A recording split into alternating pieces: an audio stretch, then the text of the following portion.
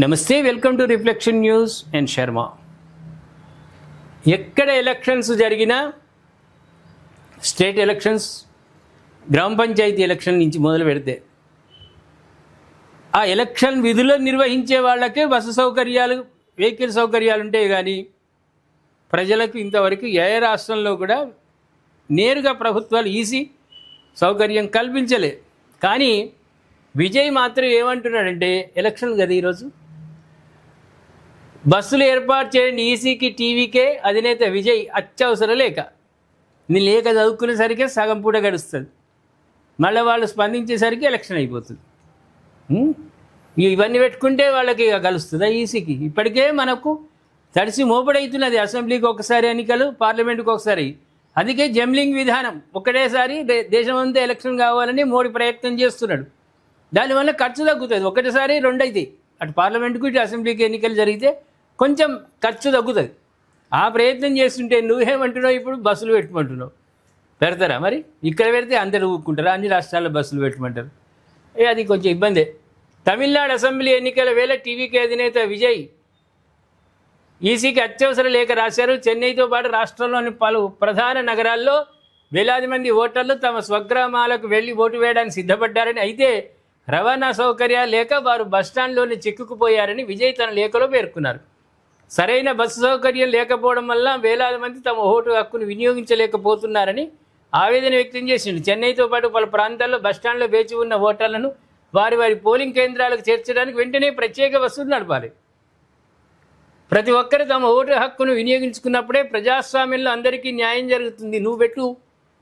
నువ్వు DMK, AIADMK ఉన్నది కదా, మీరు బస్సులు ఏర్పాటు చేయండి, ప్రైవేట్ బస్సులు. ఈసీకి ఏమవసరం? సిబ్బందికి మాత్రమే బస్సు సౌకర్యాలు కల్పిస్తారు, వాళ్ళు విధులు నిర్వహిస్తారు. కాబట్టి ప్రజలందరికీ కావాలంటే బస్సులు సరిపోతాయా? మీరు పెట్టుండి ప్రైవేట్ బస్సులు బస్టాండ్లలో పెడితే ఎక్కిపోతారు, ఓటేసి వస్తారు.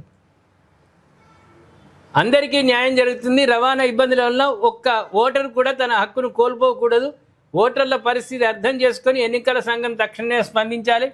పోలింగ్ సమయాన్ని కూడా 2 గంటలు మార్చితే అందరూ తమ ఓటు హక్కు వినియోగించుకునే ఛాన్స్ ఉంటుందని విజయ్ తన లేఖలో పేర్కొన్నారు. సరే, పోలింగు టైం అనేది కొంచెం పెంచడం వల్ల మంచిదే, దాంట్లో ఇబ్బంది ఏం లేదు. కాకపోతే ప్రజలందరికీ ఈసీయే ఫ్రీ బస్సులు ఏర్పాటు చేయాలంటే అది సాధ్యమయ్యేటువంటి పని కాదు. ఈసీ కూడా అంగీకరించదు, అదనపు భారం పడుతుంది. ఆ భారం ఎక్కడి నుంచి పడుతుంది? ఎవరిస్తారు?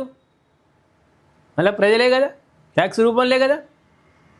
కాబట్టి కొన్ని గొంతెమ్మ కోరికలు ఉంటాయి. ముందుగానే మీ ప్రీ ప్లాన్గా మీ వెహికల్స్ని ఏదైనా అక్కడ ఏర్పాటు చేసుకుంటే మీకు అంత తాహత ఉంది కదా.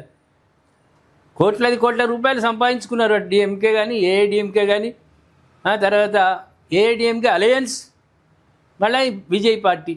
మీరే ముందుగా నిన్న మొన్ననే ఊహించుకొని బస్టాండ్లలో బస్సులు పెడితే అయిపోవు.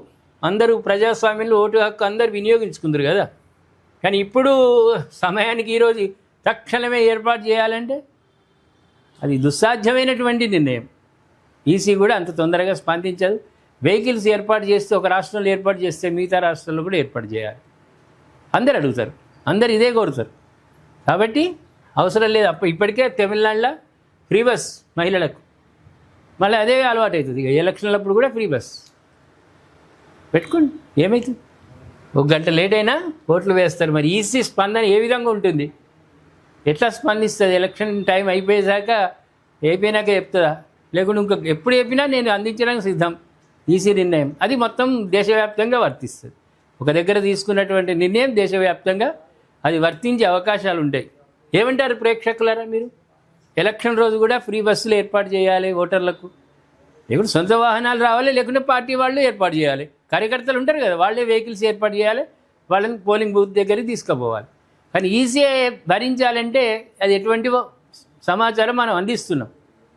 ఈసీకే అనుసరంగా ఖర్చులు ఉన్నాయి, అనేకమైన ఖర్చులు, కోట్ల రూపాయలు. ఎలక్షన్లు తక్కువ కాదు.